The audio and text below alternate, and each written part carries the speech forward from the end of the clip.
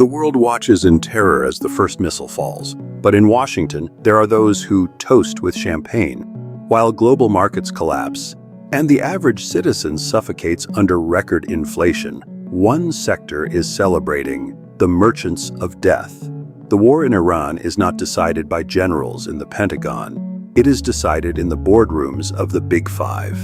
These are not soldiers. They are executives in $3,000 suits. Lockheed Martin, the Titan, the architect of the F-35. Their budget exceeds that of entire nations. They have quadrupled missile production for 2026, charging $12.7 billion per contract. For them, every explosion in Tehran is a positive dividend. But it's not just the missiles. It's the sustainment trap. Lockheed owns the software codes for every jet.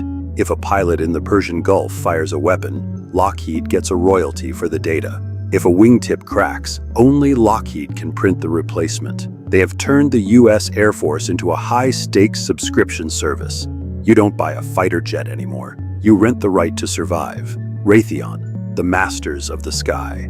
Their Patriot systems are the only barrier against the rain of Iranian drones. But protection has a steep price. A $300 billion contract just to replace what is consumed in a single week of combat. Think about the math of the apocalypse. Iran launches a Shahed drone that costs $20,000. Raytheon sells the Pentagon a Patriot interceptor for $4 million.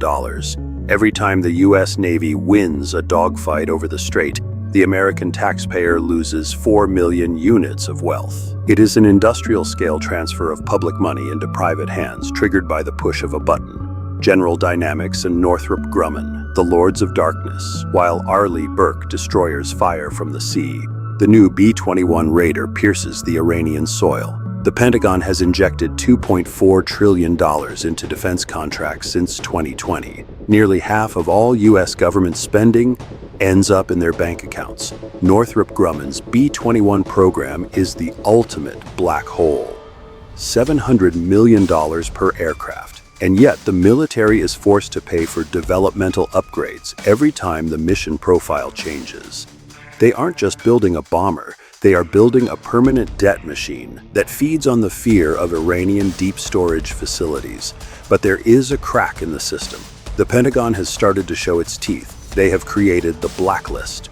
Washington is finally realizing that they are being held hostage by their own suppliers.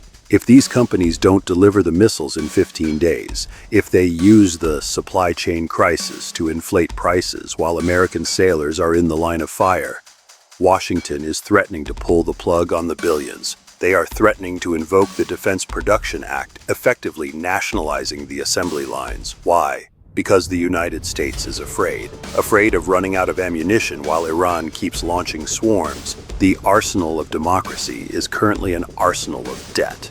The factories in Alabama and Arizona cannot keep up with the rate of fire in the Gulf. The Big Five have optimized their lines for profit, not for high-intensity warfare. They prefer slow, expensive deliveries over the rapid mass production needed to win. In the end, the image is clear. While the coffins of soldiers return in silence to military bases and you pay for fuel in gold, the warlords adjust their ties and count their profits. The Iran war is not just a geopolitical conflict. It is a multi-billion-dollar life raft for the fiercest form of capitalism. It is a world where a successful defense is a $4 million explosion that defends a 10-cent gallon of gas.